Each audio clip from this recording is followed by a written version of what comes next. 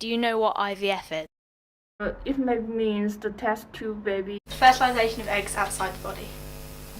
I've heard of it because it gives the opportunity for people that are unable to conceive baby to actually have baby.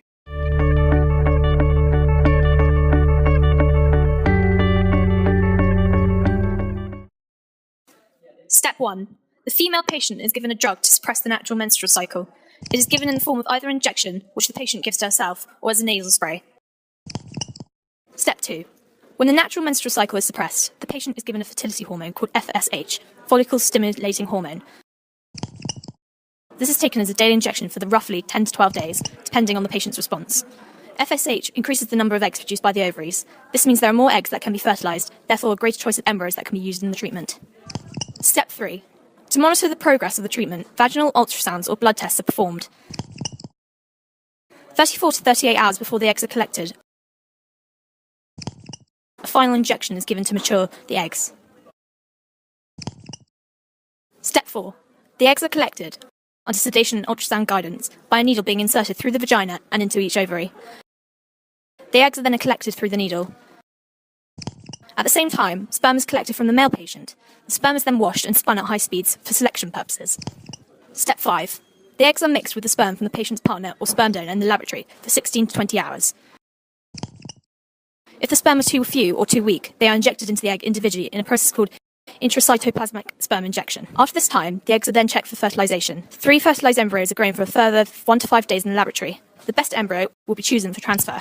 After the eggs are collected, the female patient is given medication to prepare the womb lining for the embryo transfer, given in the form of an injection, gel or pessary. Step 6. If the female patient is below the age of 40, a maximum of 2 eggs are used. If over 40, a maximum of 3 eggs are used. These restrictions are due to the risk of multiple births. The remaining embryos can be frozen for future IVF treatments.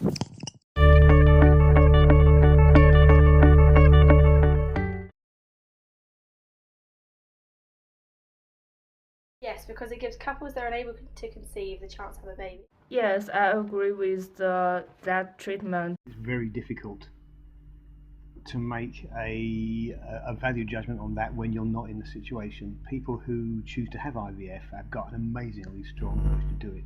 I think there are reasonable arguments for saying why not adopt. The embryo disposal, theoretically at least, you could go down a route where you didn't produce spare embryos or actively tried not to.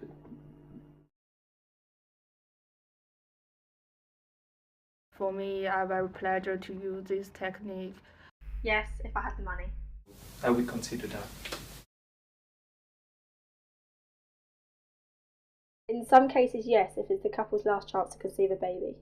Yes, I think that it would be good if it would be mostly funded by the NHS, because for me it's kind of like a disability, not able to properly conceive. So I would say that yes, it's like other disease, so basically having a partial fund would be good. I think at the moment the NHS funds 1 cycle, I think that's correct. As shown in the charts, most people not only agree with IVF, but would consider IVF themselves. The majority of people believe NHS should partially fund the procedure, though to what extent is disagreed on. 9% of people believe unused embryos should not be thrown away.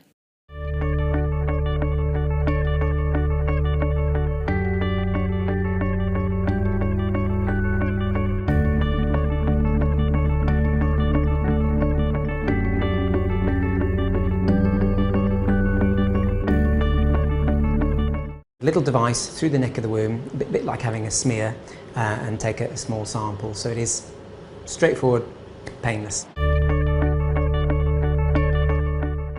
It aims to help couples where the woman is carrying a genetic disorder from a healthy female donor to create an embryo and in time a baby which will contain DNA from all 3 adults, hence the 3-parent label.